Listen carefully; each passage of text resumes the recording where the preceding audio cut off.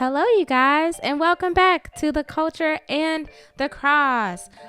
We have missed you. We had 1 week of not being here and seeing you guys. So Sickness hit our body. Yes, Hey, we were everybody was sick. we were tore up, but now we're back, and I'm so excited because it is also our 3-year anniversary. It is for our church. Yes, for our church. Oh, not for us, Yeah, marriage wise. We already.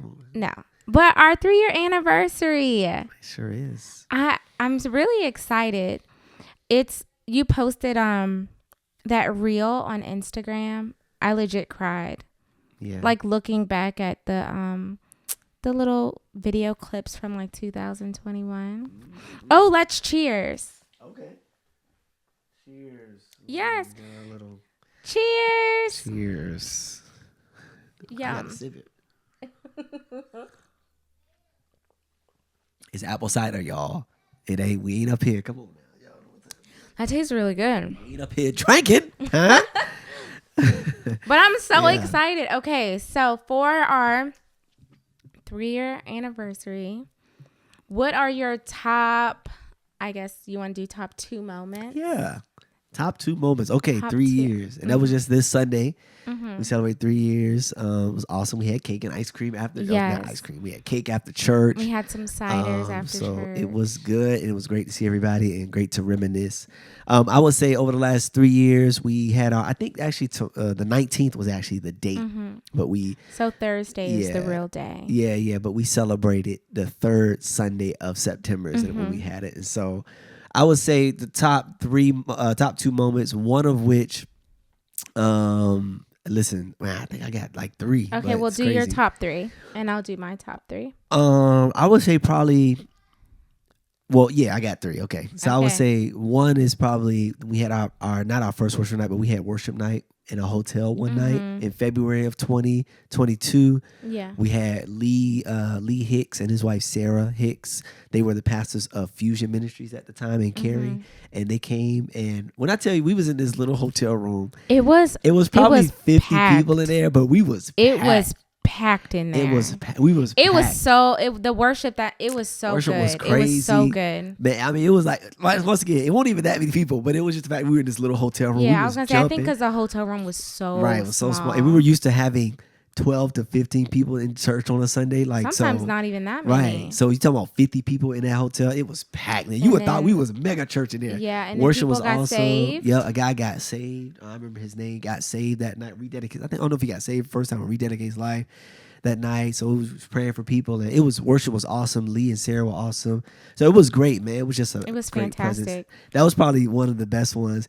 Also, too, I would say another moment for us, just as a milestone, was moving into our current building. Oh yeah, that was a big deal. That was a big deal. We had been set up and teared down in the hotel for 7 months. No, more than 7 months. It was longer than 7 months. I said 7 months. You From could tell September that to after, July. and you could tell after a while it was weighing on everybody. Yeah, so for 10 months, I say 10 months, we were set up and tear down.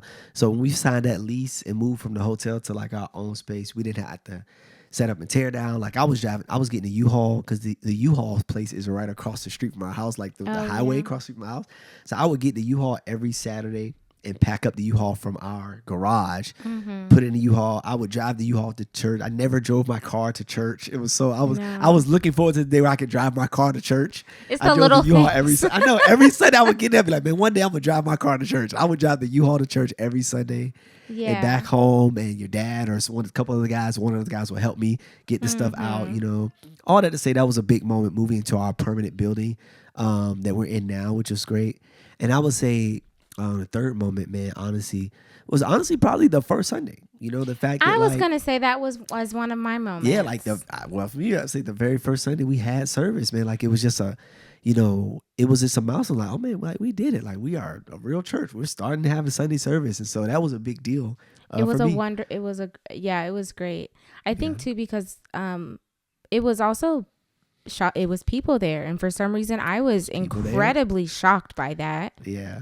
Like, God, there are actually people here. Why? That was great.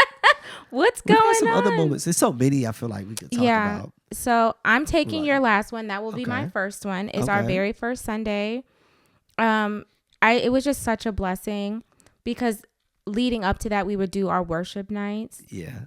And a lot of times it was only like one other person there.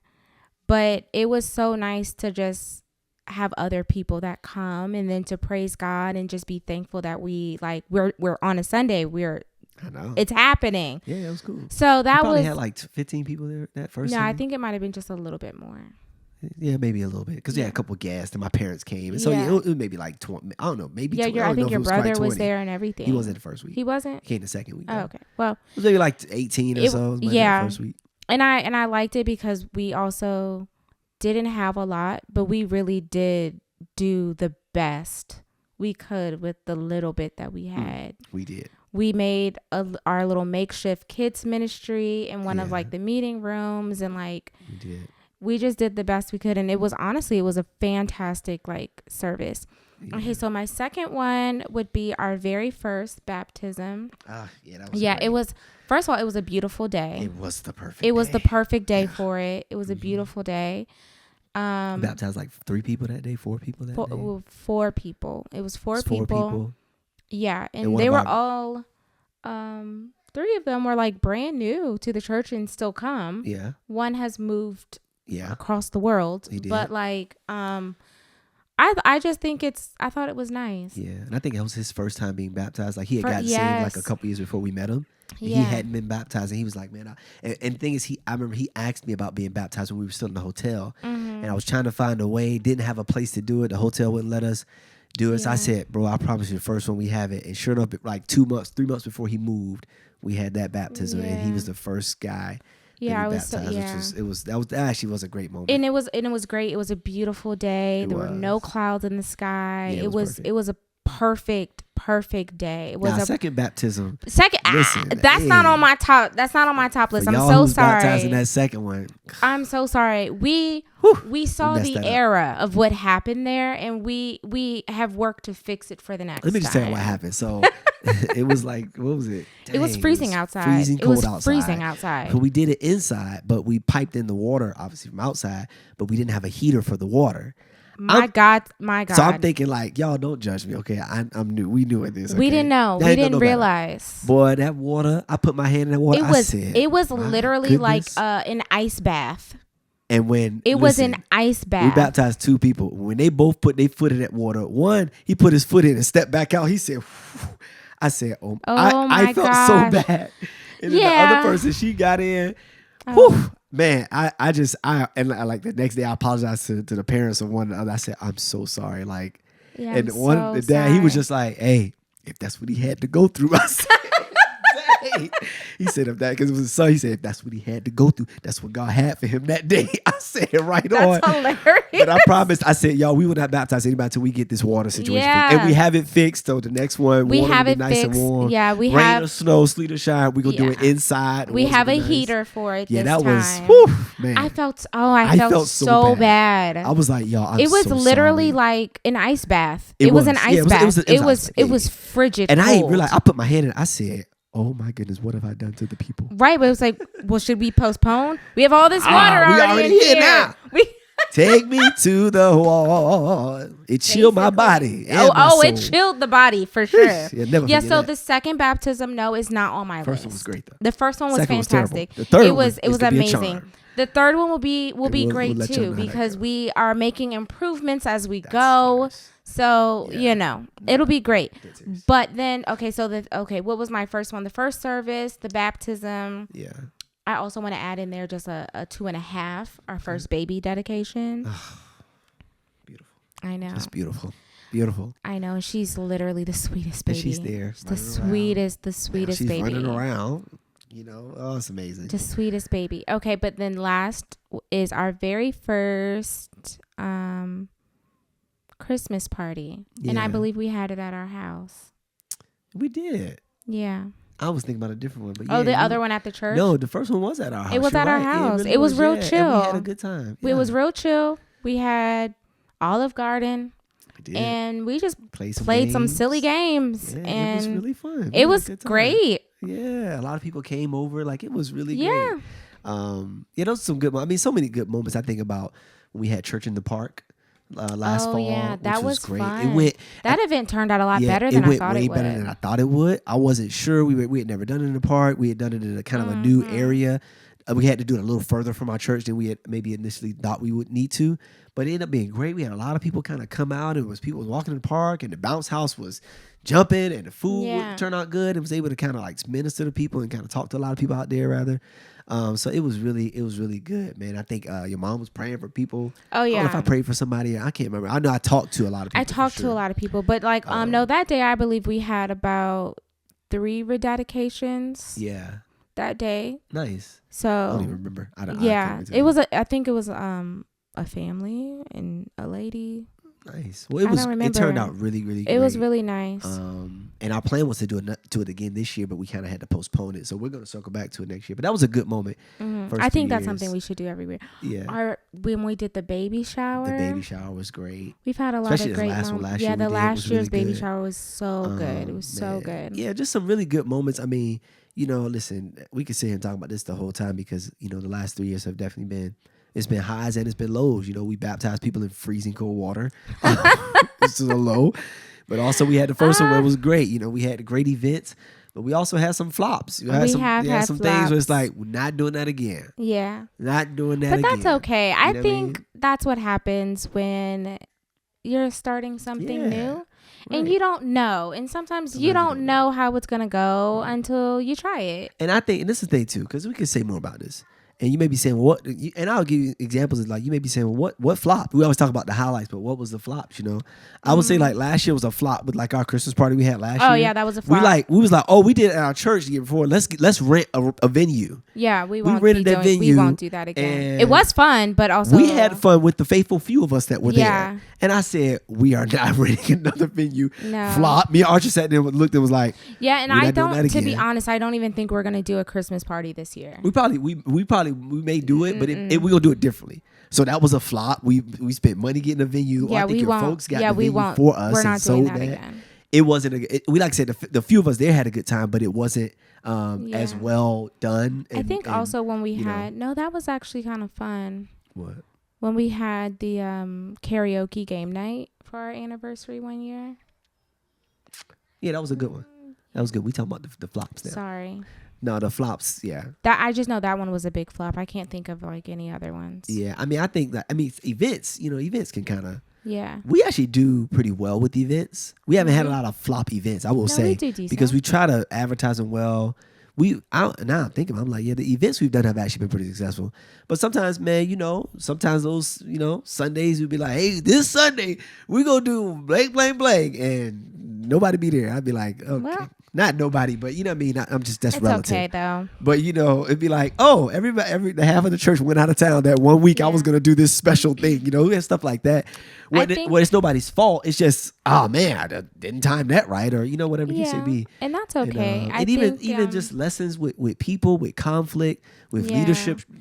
Those have been some flops. Issues and. Yeah, man, like lessons, mistakes I've made as far as Me too. Putting people in positions too soon when they didn't need to be, or having to take people out of positions, conflict in our leadership teams. Yeah. Those or knowing things, different protocol or when things are supposed to happen or like. Right, pastoral care mistakes. I'm supposed to call or do this with someone. Those were someone's family. Major and I flops. You dropped the ball on someone's like family member, and it's like, And unfortunately, like you feel bad, but like you can't like take it away. Like they're hurting now, and like right, and you just have to own like, dang, I messed that up.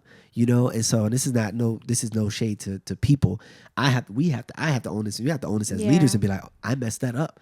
Like I dropped the ball as a new pastor. I dropped the ball, and so this journey has been highs and lows. Yeah, but it's like a baby. But it is like a baby. And you're learning how it operates and We've crawled. We start walking a little, and then we're kind of just like every baby that walks, they be tripping still, and they fall over in their face. You'd be like, okay, get back up. You're not the old baby you used to be, but you still got some growing to do. Exactly. And that's what we do. Like we've done some good things, but then we trip over stuff and be like, well, still got some growing to do, Pastor Corey. Still got some growing as a church. I mean, that's just what it is. Yeah. So, man, hey, listen, for all of y'all that's been in that journey with us and 3 years as a church, man. I want to, honor y'all, the Rock Church, man. Like, the church has never been about me and Archer. It's always been about, just one, trying to please the Lord, following Jesus. Like, this has always been a work of God. As one of our leaders always said, this is God's work. And that's really the truth, man. Like, our intent for planning this ministry was never to, it wasn't to try to be famous. It wasn't trying to make a big name. It was really to obey God. God said, now is the time. I've called you to this ministry. I've called you to plant this church in Raleigh. Yeah. And we're following the Lord, what he says do it. And that's why we're doing it, to hopefully see people get saved, see people rededicate their lives, see people saved, baptized, discipled. Every time I see someone, tell me how, like, man, they've been reading their word, or Pastor, man, what you said. I was going to add that as one of my like highlights. Right. What you said today, man, not because I said it, but like, man, that scripture made me think about this, and this. And man, I went home and I talked to my spouse, or I went home and I called my mom, or I was talking to my friend at school, and like, man, that word, what you said, like, not about me, but more so like seeing the word impact people and seeing people be like, man, I was praying. We were talking about prayer last week. I started praying every morning. I got up at 6 this week and I prayed. Like, when I see people doing that and be like, man, I never really read my Bible for it. I've been reading in Matthew. I've been reading in Revelation. I'm like, yes, bro. Like, I love that. Because I'm like, we're making disciples of Jesus Christ, And that's the whole mission and vision of our church, is to make disciples. Right. That's what we're here to do. That's what God has asked us to do. And every time we see people take steps to follow Christ more and give their life, surrender to him more, I'm like, we winning. Like, by any metric you want to measure, we winning if we're seeing people take steps to become, to grow as disciples, whether it's getting saved for the first time, whether that's rededicating and getting back on the right track, reading their word more, praying more, all of that, giving as well, right? Because giving is a. I heard someone say today, I was listening to a podcast, and the guy was like, when people give financial giving, tithes, offering, he said that's a mark of growth and maturity, because it's hard to separate an immature person from their money. Oh yeah, for sure. But that's a mark when you see somebody giving, they might give $5, and then you look up, the next year, oh, they giving 20. Oh, wait a minute, they giving 100,000. I'm not putting numbers on it, but oh man, I know when I first met them, they was giving $5 every 3 months, and now the giving record, they look like they tithing. Like, that's maturity. Not to give more money to the church. That's a mark of, I'm growing to trust God, not just with my health, with my marriage, with my kids. I'm trusting God with my finances. And no matter what we can say, we can argue about it all day. If you can trust God with your finances, that's some growth and maturity. Oh, absolutely. Because we hold that money tight. And we already talked about this a few weeks ago about money, but that's a mark of growth and spiritual growth, to be able to say, God, I'm trusting you with my money. You know what I mean? That's a mark of growth as a believer. And so when we see people taking those steps, I'm like, that's amazing. It's a blessing, and I'm thankful. Yeah. I'm thankful that we've been here. I'm thankful that God has, allowed us to be on this journey. Absolutely. It's been amazing. Yeah, man. It's been nice. Seeing just growth, man. So it's beautiful. So shout out to y'all, man. 3 years, Rock Church. We got many, many more to go. As long as long as God says go, we going. Until my son or my daughter can take over one day. Elena's gonna want to be on the worship team. Right. You don't tell her. So. Yes. Okay. So on to the next. Is our as seen on social media. So this is a little older, but James Earl Jones has passed. He did. Yes, coming to America. Let me see. I literally was just looking it up. My son works. Man, listen. James Earl Jones. He got the voice. Oh my gosh. That was September 9th. Oh, he did just past a couple weeks ago. It was a couple weeks ago. Yeah. But I feel like he was in like my childhood. He was. What else has he done? He's done. I know he's done a lot, but I'm trying to think, like Mufasa for sure. He's famous for The that. Sandlot, Coming to America, Coming to America 2, Star Wars. He was in Robots. That was a good movie. Robots? It's like a little animated jank. Oh, I didn't know that. Yeah. He was in Star Wars. He was in the early Star Wars. Yes. Man. Yes. What else was he in? I don't know some of these. He's done Meteor Broadway. Man. He has done because he has Broadway. that clip where he's doing fences. Yeah. With the other guy, and yeah, man, phenomenal. He's done a lot. I just remember growing up and him being in like everything. Like, I mean, shout out to him. I just remember seeing him all over. Oh, I also know from all the animation. I love those like Discovery Channel shows. Oh, did he do those too? Mm-hmm. Wow. Yeah, he definitely had. He's one of those people that has the voice. He just had. Yeah. He had that voice. I mean, man, that you delivering this will be like. I mean, he just that was had such a that. good part. Yeah, he just one of those people that had the gift of that voice, that big, deep. I mean, there was no other voice like James Earl Jones. He's a phenomenal actor. So honor him, man. Like for all his work. And I remember the funny moments of Coming to America, even though he wasn't even a. He was. He wasn't a major character. No, he was kind of a major character. And I don't think that his stuff was supposed to be funny. But he ended up being, it's hilarious now. Yeah, looking back on it now, that's probably one of my favorite movies, Coming to America. Yeah, so then they did Coming to America King Joffrey Jofa, man, like come on, man, it's just amazing. He comes in with the big lion fur on, and people throwing roses out there.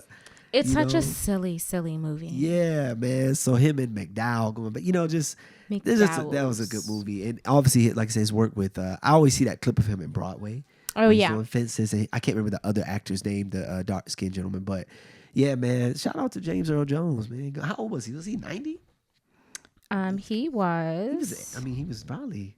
He's old. He was up there for real, because he's been. He was 93. I'm about to say he's been old my whole life. I was going to say, honey, he's literally been old our entire lives. He's like Morgan Freeman. Like, I don't know him as a young man. Oh, Morgan Freeman has been old my whole life, too. Yeah, I don't know literally him as young. So in my entire life, he was an old man. I mean, he's post 50. He's just been old. Post 50, like how Sherman Hemsley was. Yeah, right. Like, He's just been old. Listen, speaking of old, I saw a video of Denzel Washington the other day, like just talking, doing like an interview, and I was like, this dude is old. He's like, is he? How old? Okay, let me see. How old is he? 70. Denzel Washington is not young. Like this is without the makeup. He was just there. Them gray hairs was gray. That face looked like he's 69. Yeah, I'm about to say Denzel's old now. He's an old man. He's an old man. He is, and so I think it is interesting to see like a lot of the people we grew. That's so crazy. Group, I think about like a Sylvester Stallone. He's 70 years old. Robert De Niro, 80, like. These guys, man, they're up there. Jack Nicklaus and people like that. But didn't Robert De Niro Cruise is like 60 something, right? Didn't Robert De Niro just have children? Wasn't it him that just had? Yeah, I think he's 81. And I think he just had a child. Yeah, that's crazy. That's crazy. Would you do that if you were 81? But I feel like I'm the type of person that wants to like. I want to be with my kids coming up. So I feel like at that age, I'm probably like, nah, like I don't. You don't want to spend your last days. I think for the child's sake, I'd be like, I'm not gonna be here with you for that long. You know what I mean? Then you gotta grow up. You have your life. But if you had him at 80, you still could have 10 to 15 years. 20 years. You could have 20 years, which is crazy. Yeah. To think about, but you could. So I mean. But then I feel like you could pass and they be like they could be 20. Like 18, 19, 20. That's young to lose your parents. It's really young to lose your parents. So you wouldn't father a child at 81. I don't want to father any more children my entire life. I'm okay. I think I'm good. I always say, y'all, if something happened to Archer, I'm not having no more kids. So if something happened to Archer and I remarry, I'm not having no more kids. I'm also not having any more children. A blended family. I'm gonna tell the woman I have 2 children.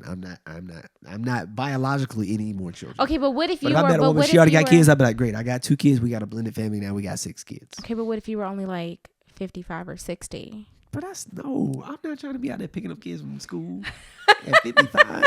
At 55, I'm gonna be living my best gray hair, salt and pepper hair life. Yeah, me at for 55, sure. I'm gonna be living my best life. They say that men peak in their 50s. Life.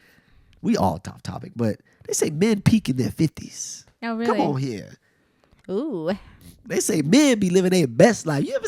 Lord, we off topic. You ever see these brothers in their 50s? They be making money. They be out here. Hair be slicked back, be dyeing their hair, and I ain't gonna do that. But I was gonna say, honey, if you're gonna dye, we're not gonna do how the old guys do and just go black. No, like we're not gonna go. Bro, we're not gonna do that. I was at the dentist today, and the lady was like, Corey, how's it going? I always have the same lady every time. How's it going? How's the kid? Whatever case it be. And she was like, she said something about dyeing hair. I don't know how the conversation came up. And she was like, I realized people be dyeing their hair when they get old. She's like, I'm about to turn 40.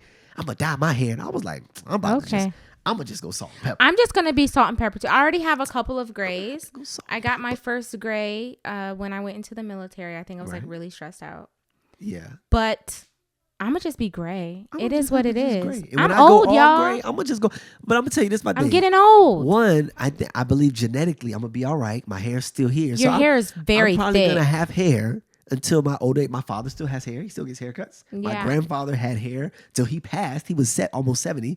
So I feel like genetically I feel strong to have hair. If I go gray, I'm just gonna go gray. The hair gene actually comes from your mom's side. I know my mother's father. Okay. My mother's father had hair now, and I think I don't know though. I believe in God. But I feel like at my age, I probably would have started to lose my hair by now. If it would have started thinning real bad, if I was going to lose it. Yeah. So I'm confident that now I say all this. Say all this, and then at 55, the culture you're going to have like, a cold. At 55, you're going to have a little cul-de-sac. Getting that billionaire baldy, boy, getting that shine up. And be like, y'all, I know I said I was going to have my hair. You're going to polish it. God had other plans when I turned 47. I don't know. That's hilarious. If I go bald, I'm gonna have to gain some weight, round my face out a little more, then I can be, and I just have to I'll be like those preachers wiping the sweat off their head when I'm preaching. Oh, honey. We off topic. Shout out to James Earl Jones, man. He was not bald. He was not bald. He look, come on. He had hair. He had his. James Earl He had Jones. all his hair. Y'all check out some of his work. Mm-hmm. Okay, guys. So before we leave you today, we do have our questions that need answers. So if you did not know, September is Suicide Prevention and Mental Health Month. And so one of the questions that we had that needs answers is, can I be a Christian and still struggle with mental health? Which I really think is a great question. Phenomenal. I see more and more people talk about their mental health struggles. I know over my life, I have had a lot of mental health struggles of my own. And the answer is yes. You can absolutely still be a Christian, even though you have mental health struggles.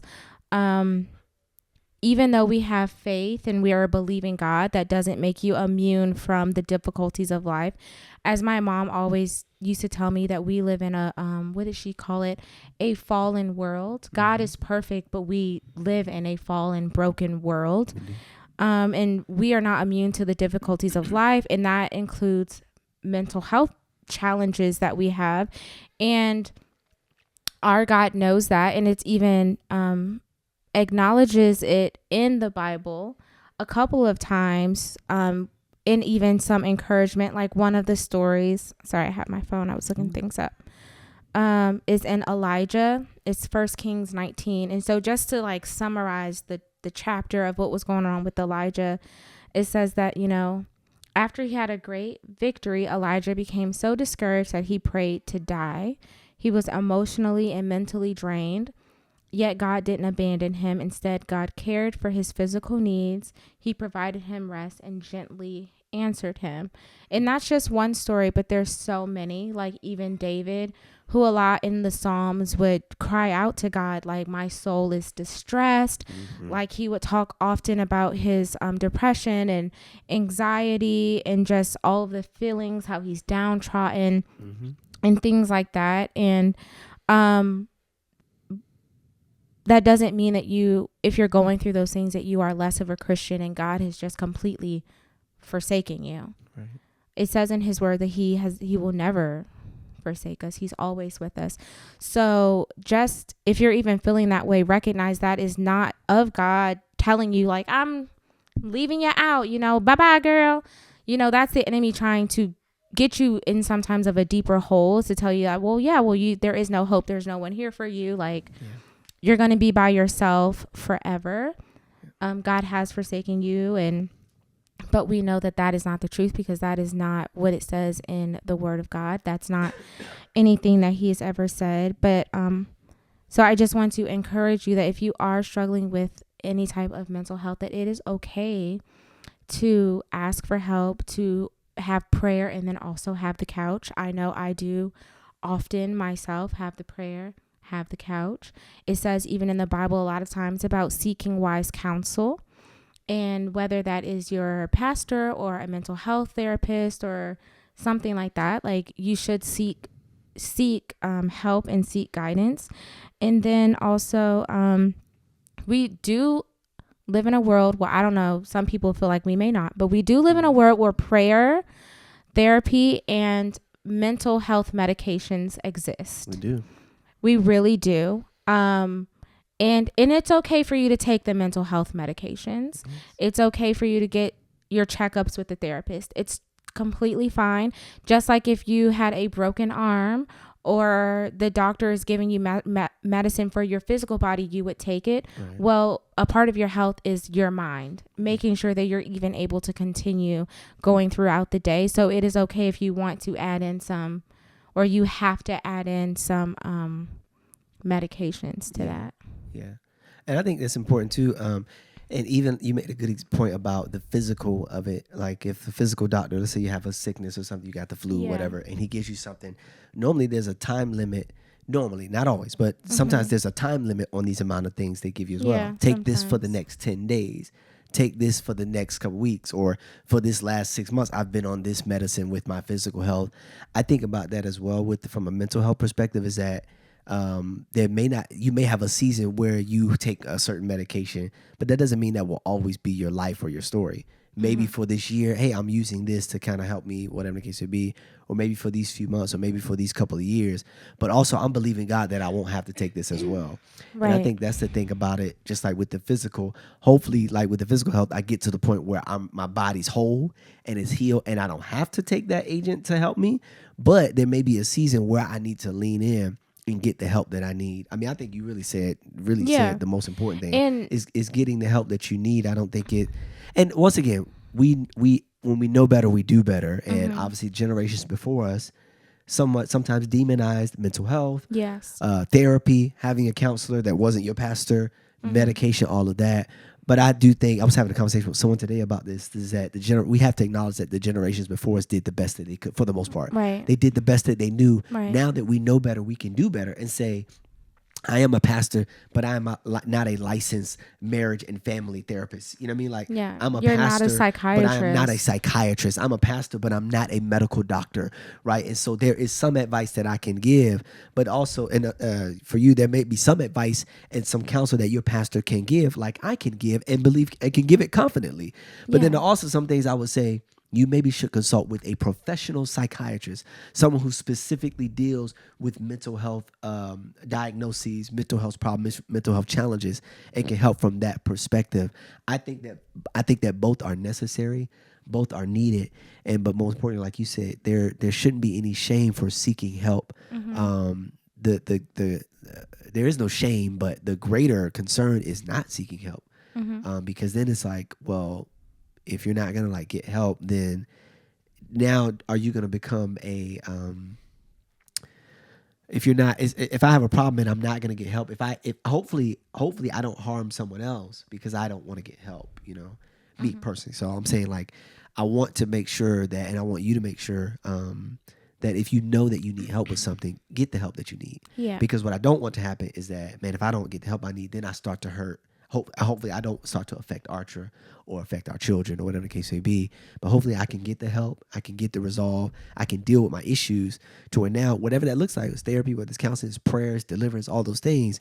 Hopefully I can do that and be better for my wife, my kids, my family, your friends, all of that. That's really the most important thing, is get the help that you need, and don't feel like God is you're not disqualified from his love. And sometimes it is challenging, so you do need to give yourself some grace.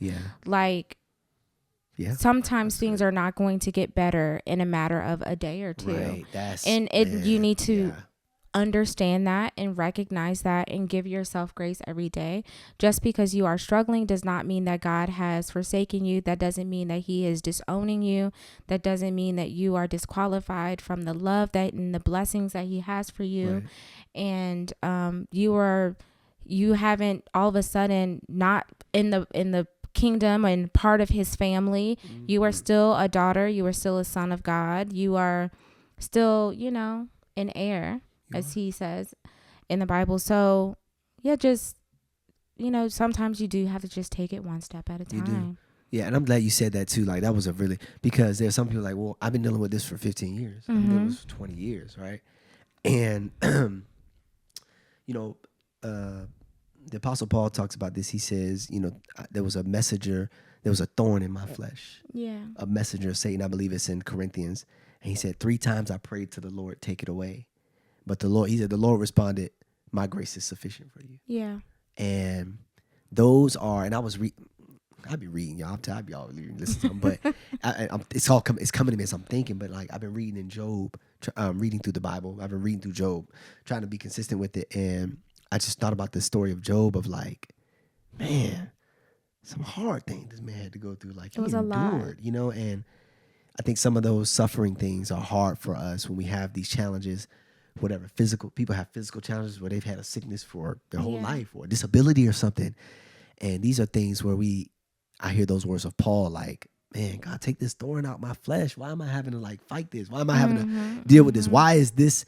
And it could be mental, it could be spiritual, it could be emotional, it could be some type of thing that you're drawn to. It's like, dang, why I gotta keep having to like, why I gotta have accountability for this, or why I gotta stay on top of this, why I gotta work out so much, or I have to lose weight, or I gotta eat right, or my blood pressure is gonna be crazy. These are sometimes these thorns, man, that I think accompany this fallen world, that we have to say, dang, God, okay, maybe this is that thorn, like Paul said, where God, we don't have evidence that Jesus ever took the thorn from Paul. Right. Paul never said the thorn, I got a testimony. He said, my grace is sufficient. My strength is made perfect in your weakness. And I think some of that can be applied even to our mind as well, to say, man, I'm having these thoughts, or I'm having this in my flesh, or I'm having this in my body. But you know what, God, your grace is sufficient.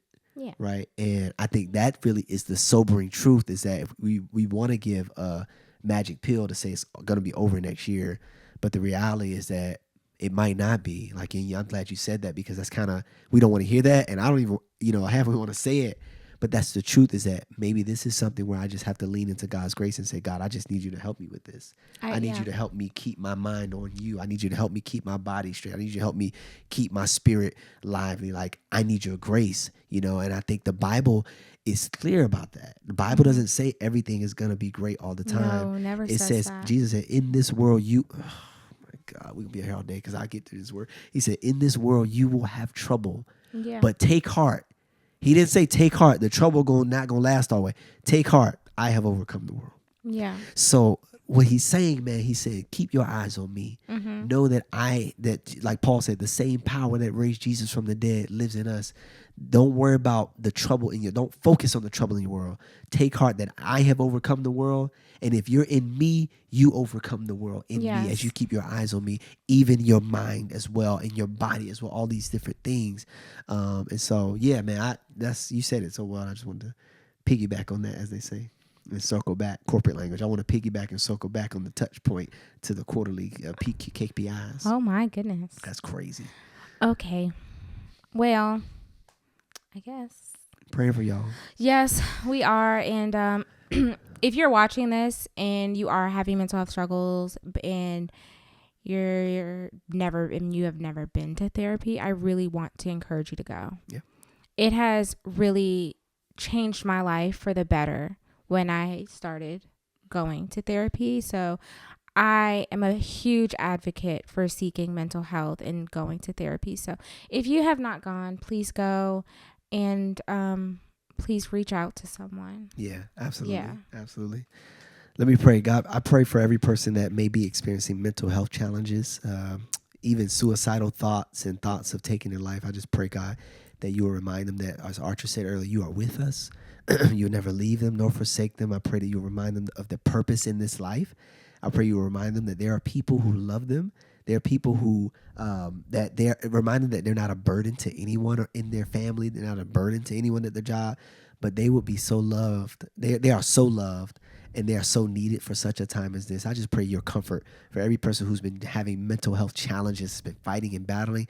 Even the people who feel like at the end of their rope, not even knowing what to do or what to think. I pray, Lord, that you would send someone today that would be an answer to that prayer, that will provide comfort, that will provide solution, that will provide relief, that will provide a hug, that will be a friend in a time of need. We thank you for that. We know that you are God, not just over our spirit, but you are God of our mind. We set our minds on Christ. We thank you for doing it now in Jesus' name. Amen. Amen. Appreciate y'all joining us. 3 years, Rock Church. Come on, 333. So we hope to see y'all Sunday. See y'all tomorrow. No, today rather. We starting our community groups, Bible study, men's and women's groups, 7:00 in person. We'll see y'all there, and then we're gonna see y'all Sunday morning service. Yeah, I'm excited. Yeah, we'll catch y'all soon. All right, peace. See ya.